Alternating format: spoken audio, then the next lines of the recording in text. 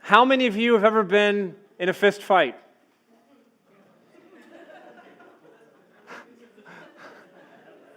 Some hands keep going up and down. I don't know what's happening right now. This is hard to interpret. About to have one right now. I will never forget the first fight that I was in. It was in the 3rd grade. It's with a kid who lived down the street. His name was Chris. We were in the same grade in school. And he called the house, right? This is mid-90s. No one had cell phones except like super rich people. And anyway, he called the house. Adam, it's for you. It's Chris. Hey, I got a new paintball gun. Come down and see it. And I was like, oh, cool, I'm coming down. Out the door, ran down the house. Here's what happened. When I get in sight, it's like, I don't know, 4 or 5 minute run down the street. Get down the street, there's Chris at the end of his driveway with the gun. I got closer, he held it up, and man, it was cool.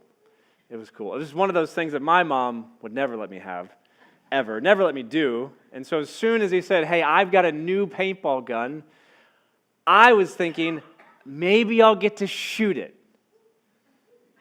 I didn't care if it was cool or neat. I just wanted to shoot a gun. And so I'm leaving the house, and I go run down. I see it. There he was, the end of the driveway, held it up, got closer, looked at it. I was like, oh, that's so cool. And then Chris says the following words. You want to see me shoot it? And I was like, yeah. He walks closer to me, puts the gun right here, and shoots. I still have a scar from it today. No, none of this. Oh, no. You won't be saying, oh, once you realize what I did in response. Immediate pain, immediate rage, and uncontrolled fury, as much as a 3rd grader can have. And so I react in a way that I only think is fitting. Back then, there's a thing called newspapers. They were delivered in little plastic bags, thrown into front of your driveway. It had just rained, so this paper was wet. I grabbed it, and in fury, whoom, right across that joker's face. I don't really know what happened after that. He ran back inside screaming, and I walked home like this. It was quick. It was painful. I got a scar. Still have the scar. Still like the story. Learned what anger really felt like, I think for the deepest time in my life at that point. Learned how much my mom doesn't like when I get in fights. And learned much about how I cannot trust my friend named Chris. Why tell the story? It's fun, right? It's a funny story. I can show you the scar after. It's still there. I have no idea where this kid is now. I've tried to look him up on Facebook. MIA, as far as I'm concerned. But anyway, he's in jail. Oh my gosh.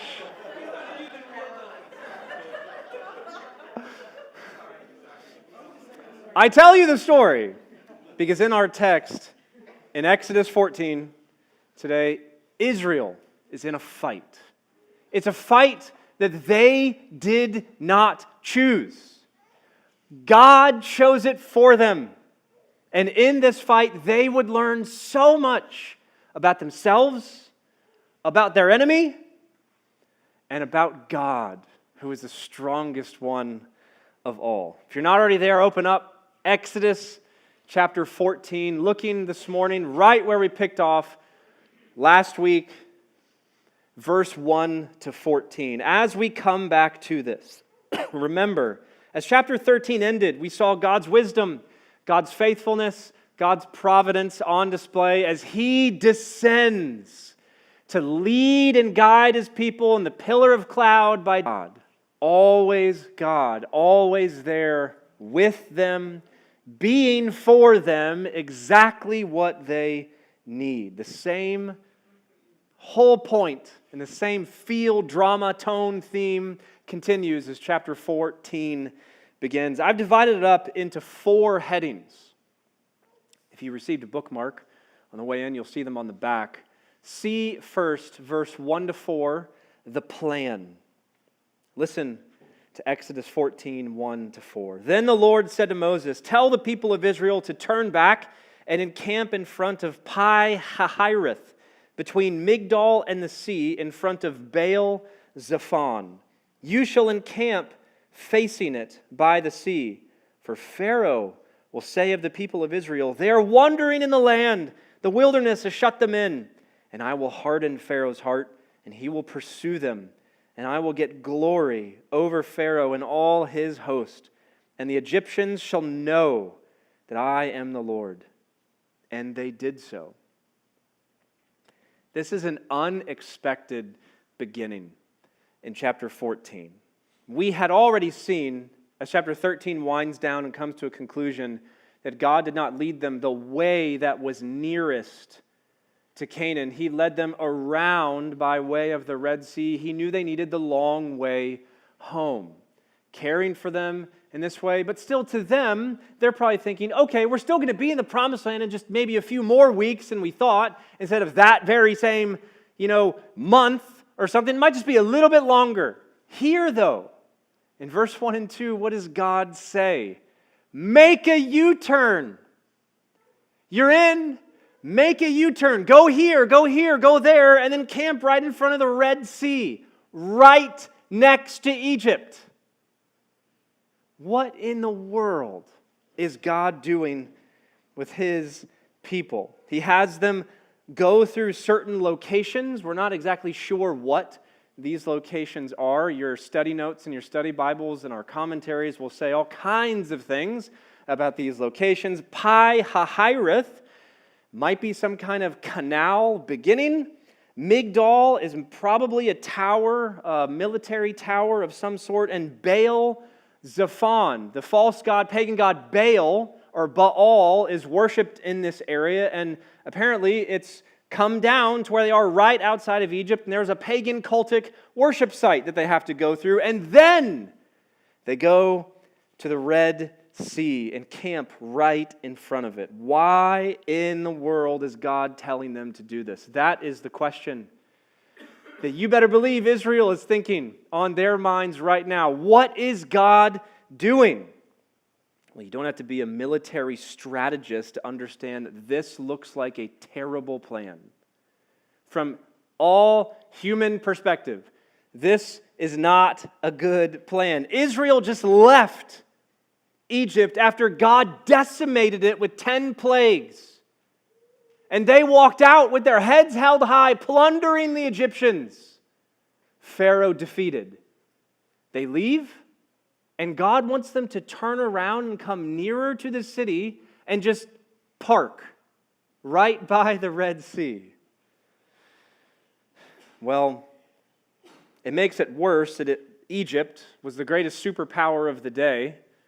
And so the question on perhaps most Israelites' mind at this time is, what if they decide to come get us?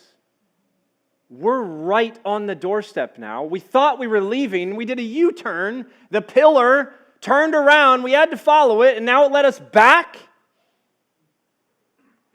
Here's the dilemma. If Pharaoh changes his mind and comes out after them, they'll be sitting ducks, like fish in a barrel. He won't have to try hard. The easiest of all victories, right there. Yet, God is saying, you are exactly where I want you to be. You see that? Look at verse 3. It's right there in verse 3. God placed Israel here. Why? To dupe Pharaoh. No doubt Pharaoh, being the superpower that he was, he had spies looking at, sneaking up all through the mountains, watching Israel on their way out of town and where they're going. And sure enough, eventually those spies came back in, gave Pharaoh the report. Well, they were leaving. Then they came back and they went this way, then that way, then this way. And I don't really think they know what they're doing, because right now they're in front of the Red Sea in this kind of cul-de-sac. If we go out and attack them, they will be trapped. The sea behind them, us in front of them, Israel stuck in between. I think they're confused. Go get them. But look at verse 4. God will harden Pharaoh's heart again. And Pharaoh will choose to renege on his plan and go back on his word, come out after Israel to re-enslave them. Yet God is not only duping Pharaoh. Verse 4 tells us he will get glory over them again, which we know what's going on here. We've read the rest of the story. Just turn the page and there's a whole chapter singing praise to God who threw the Egyptians into the sea. This means God will defeat Pharaoh and prove once for all that he alone is God by getting glory over against Egypt once again. That is the plan. But notice the whole passage. That's just verse 1 to 4, right? We're going all the way to verse 14 today. In verse 1 to 4, we have the entire chapter of 14 told to us what's going to happen. We know what's going to happen. We were just told in verse 1 to 4 all the events of what's coming in this great momentous occasion by the Red Sea. Then in verse 5 to 9, we kind of backtrack a little bit and we get more details about what this whole thing looks like from Pharaoh's perspective. In verse 10 to 12, we back up and we get the same perspective from the Israelites and the fear that they felt. And then in verse 13 and 14, we get Moses' perspective, how he preaches and calls out to a fearful people to stand firm in the Lord. So what a cool text, right? How kind of God to do this. He tells us everything, then backs up and gives us a slow trek through it. So let's do that. Look at these multiple perspectives. Second heading, the enemy, verse 5 to 9. When the king of Egypt was told that the people had fled, the mind of Pharaoh and his servants was changed toward the people, and they said, "What is this that we have done, that we have let Israel go from serving us?" So he made ready his chariot, 1. He took his army with him, 2. He took 600 chosen chariots, 3. And all the other chariots of Egypt, 4. With all the officers of them, 5. That's the entire army of Egypt coming out after Israel. And the Lord hardened the heart of Pharaoh, king of Egypt, and he pursued the people of Israel while the people of Israel were going out defiantly. The Egyptians pursued them, all Pharaoh's horses and chariots, and his horsemen and his army, and overtook them and encamped at the sea by Pi Hahiroth in front of Baal Zephon. So first, here we have in verse 5 to 9 how this looks from Pharaoh's perspective, from the enemy's perspective. And as far as they're concerned, things are looking pretty good, right? Wow. They might have bested us in all these plagues and pestilence and disease and hail and smoke from heaven that came down. But look at them now. They clearly don't know what they're doing. This is going to be the easiest victory we've ever had. Pharaoh perhaps is thrilled that Israel is so dumb that they got themselves stuck in such a defenseless position. Notice in verse 5 to 9, there are two actors in view. Pharaoh acts of his own accord, and God acts upon Pharaoh. Another way to say this, in verse 5 to 7, what happens? Pharaoh has a change of heart. In verse 8, what happens? God hardens Pharaoh's heart, which leads to the change of heart. In this change of heart, Pharaoh believes he made a mistake in letting them go, and so he goes after them. How will he go after them? With his entire army. That's insane.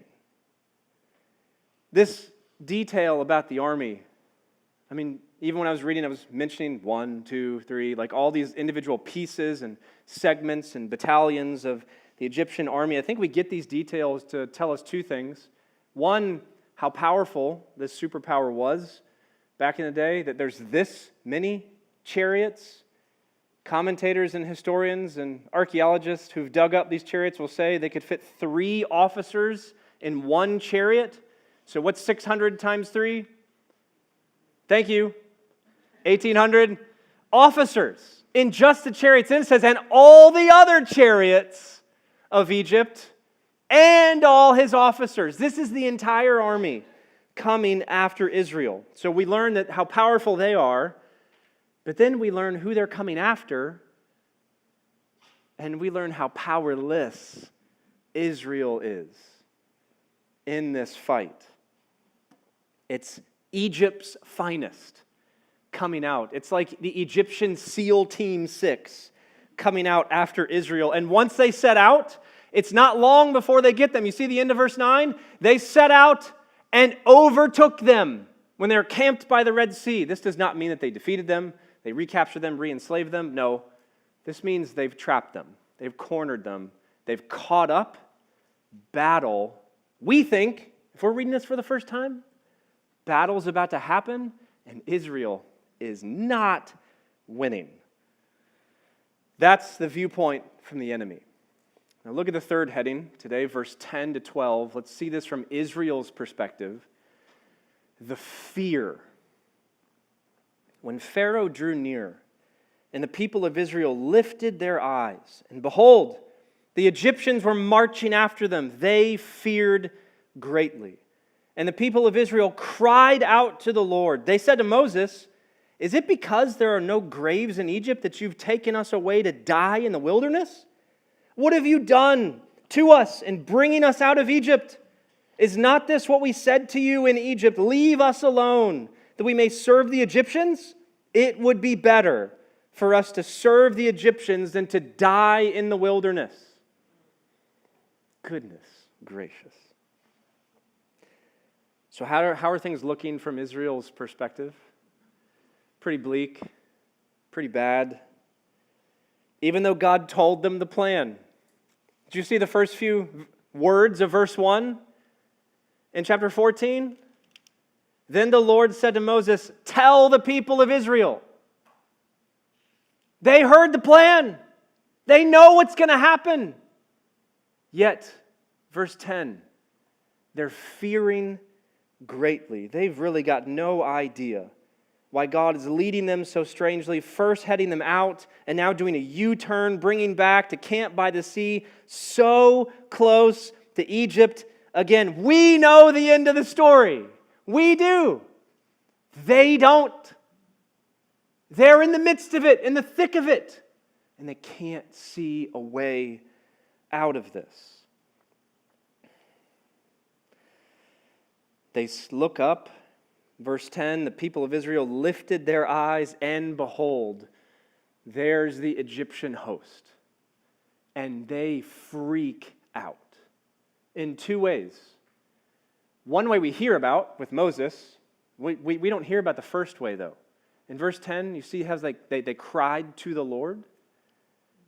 I mean, it's wonderful that they're crying out to God now. When they were in Egypt, they didn't do that before. They were crying out to Pharaoh. They were crying out to this God. They were crying out to Moses and Aaron to save them. Now they're actually crying out to God. That's a good instinct. But we don't get what they're crying out with. Like, what vocabulary did they use? What were they crying out to God with? Though we don't get this, we can probably understand what they were saying to God. God, what's going on? God, I thought you were leading us. I thought you told us to follow the cloud and the fire. God, I thought you wouldn't give up on us. God, what are you doing? Do you see the army? Where are you?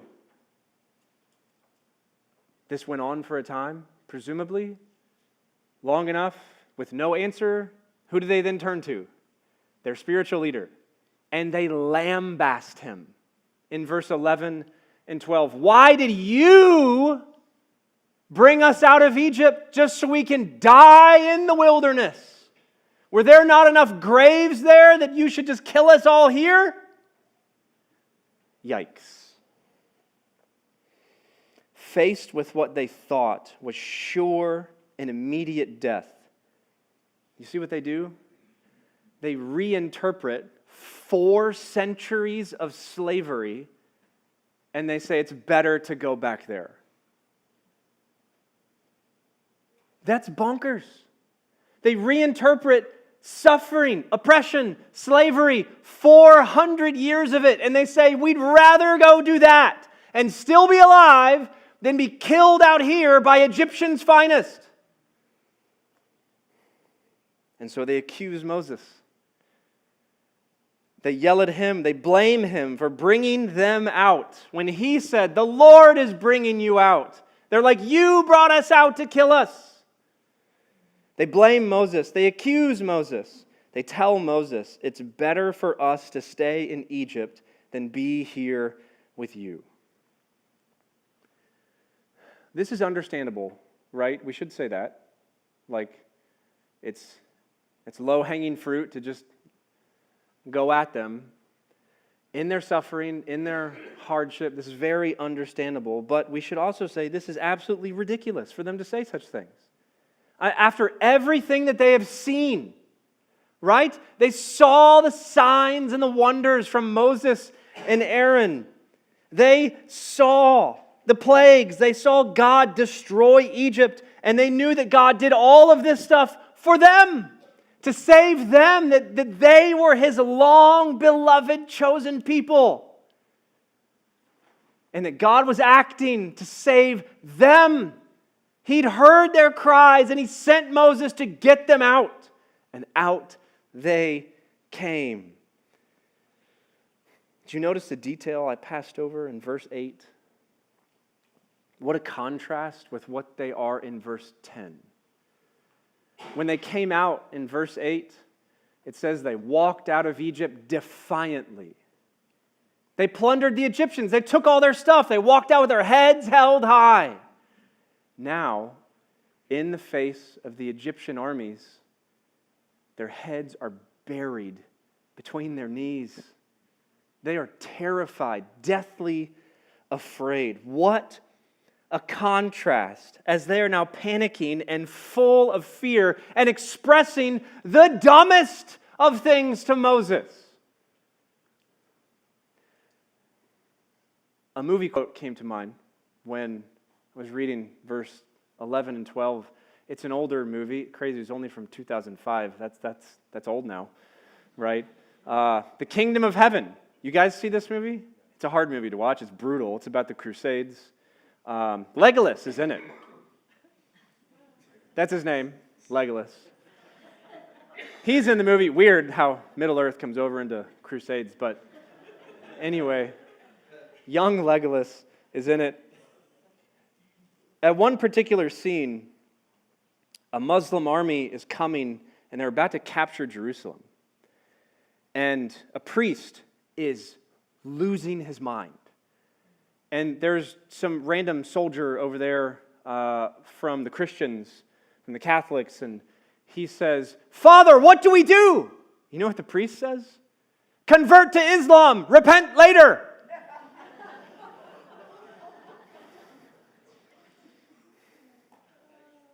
That's Israel here. That's how logical sin is. It never makes sense. It's never logical. You know this. When you've been sinning and straying, logic is nowhere to be found. Sin, for lack of a better word, sin makes you stupid. And this is what we see here. They're blaming Moses for bringing them out of slavery to freedom. And they're like, we'd rather have slavery. Fear and panic and doubt have caused many to do the craziest of things. But praise God, the text is not done, right? You see what's coming in verse 13 and 14? We now get Moses' perspective. And he gives his people, he gives the Lord's people a call and a promise. Listen to it. And Moses said to the people, "Fear not, Stand firm. See the salvation of the Lord, which He will work for you today. For the Egyptians you see today, you shall never see again. The Lord will fight for you, and you have only to be silent. Now we see what this whole ordeal looks like from God's perspective. Remember, we saw Pharaoh's. It's looking pretty good, looking like he's going to get his workforce back. Buildings are going to be built. Pyramids going to be built again, if we think that happened. He's going to get all that back. We saw it from Israel's perspective, how they were fearful and fretting and panic and doubting and saying the most illogical of things in their foolishness. Now we see it from God's perspective. And how's it going? Exactly according to plan. He hardened Pharaoh and crushed the gods of Egypt in the plagues. And now God has every detail in place and set the stage to bring the final blow to Pharaoh and defeat him once and for all. So why did God put Israel, His people, in such a treacherous and scary position? To dupe Pharaoh, to draw Pharaoh out, to defeat Pharaoh. That he would be glorified and be seen as the only God. And He's using Israel as bait.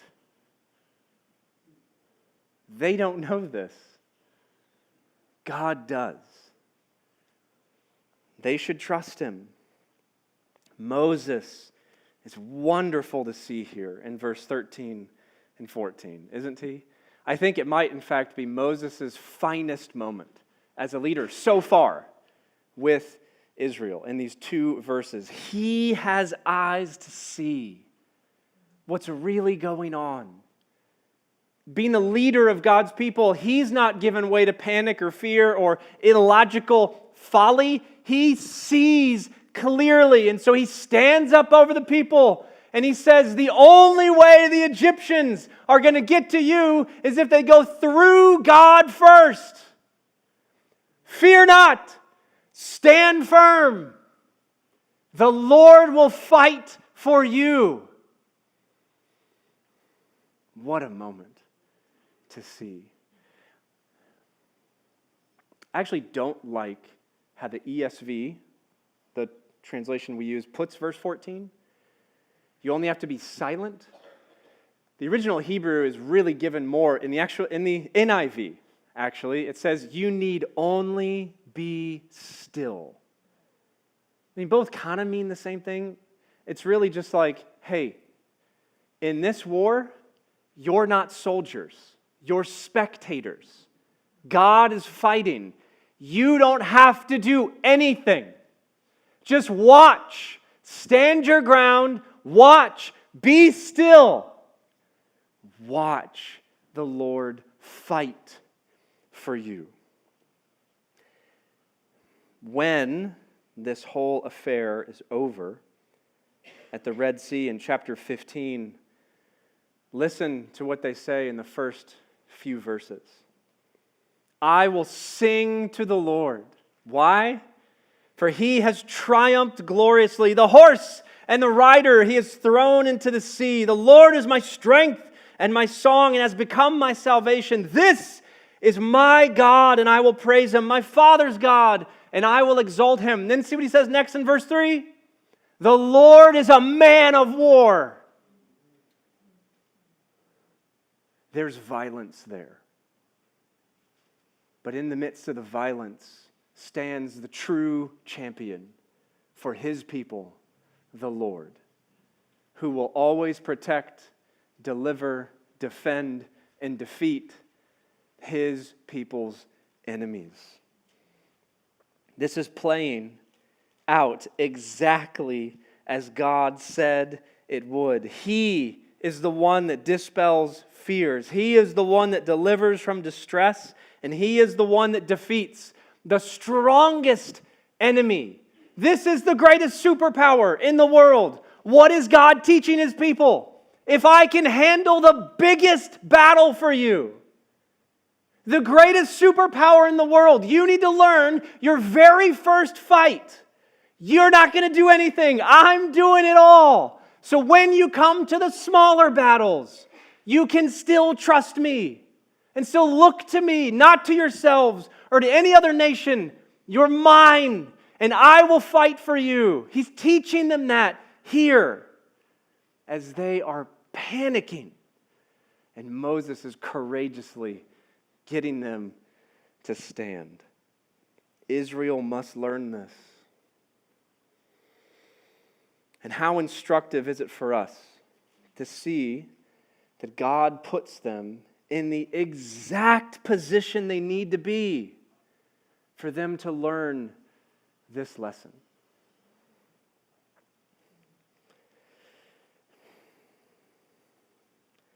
As Israel is here, so too we often are. Right? That's the tie to us today. As Israel is in this passage, so often are we. Trials and struggles arise seemingly out of nowhere, and we quickly lose sight of who God is as a deep fear and panic swells up in us like a tide we didn't see coming. We know the Lord is with us. We know the Lord is leading us. We know the fire of the Spirit ever burns, leading and caring and protecting and guiding us as His people. But when we have no idea what God is doing, and we have no idea where God is leading, and we have no idea how God will save us from this obstacle, we wander. But God shows up. He always shows up. As He fought for Israel of old, so too He fights for you. You know that? Do you, though? Do you really believe this? Some of you do. I'm convinced that some of you do. You've been in spots where you have had nothing else to do but to look to the Lord to save you, and you've seen Him show up and be strong in your deepest weakness.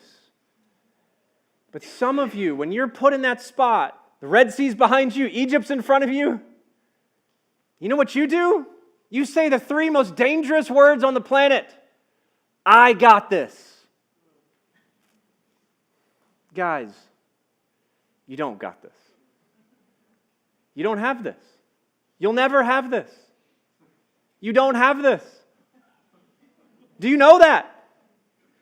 There's only one who really got this. Of course, it's Jesus. The only one who really can say, I got this.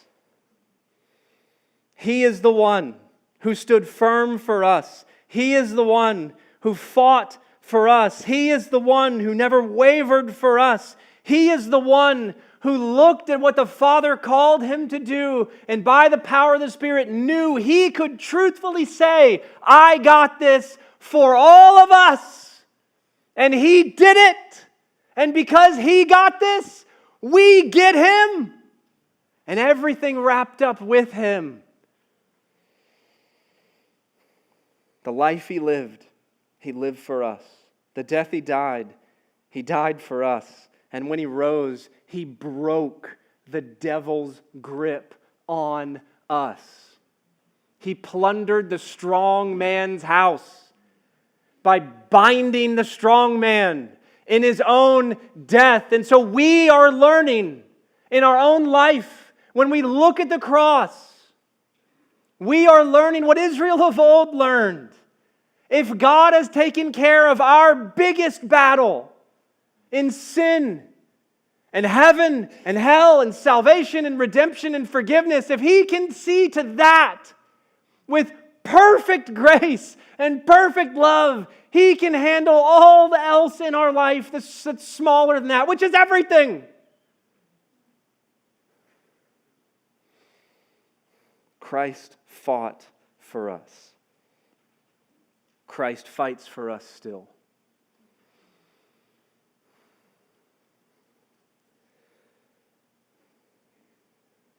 Some of you struggle with this because you've never had anybody fight for you. The people that were supposed to fight for you in your life, they left.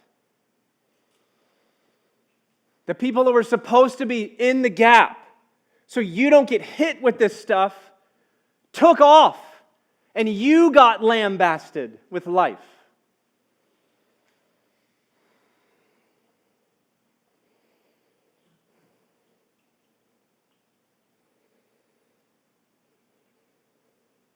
How comforting it is to know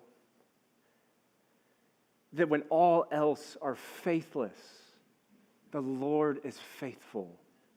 And He never leaves, He never abandons, but ever defends and ever protects His people. In the lack in your life of the one who didn't fight for you stands the Lord Jesus, who will always fight for you, even when you don't want Him to. He'll always be there. And He'll always lead you home. What a comfort this passage is. When we have no idea what He is doing, we can trust that He does, that He's in control, that He has led us, that He is leading us, that we are in His sovereign grace exactly where we need to be at this moment with the people around us we need to be with. The Lord is teaching us to trust. And sometimes that means that we need to be put in a treacherous position. So perhaps the biggest lesson of today is this: we are safer in a raging storm that the Lord allows than in any other peace that this world can give. We are safer in a raging storm that the Lord brings about than in any other peace that the world can give. That means, because that's true, when the storm hits, we can sing through the rain. And we can stand firm on ground that falls apart. Because the Lord never falls apart. And so we can always have hope. Pray with me.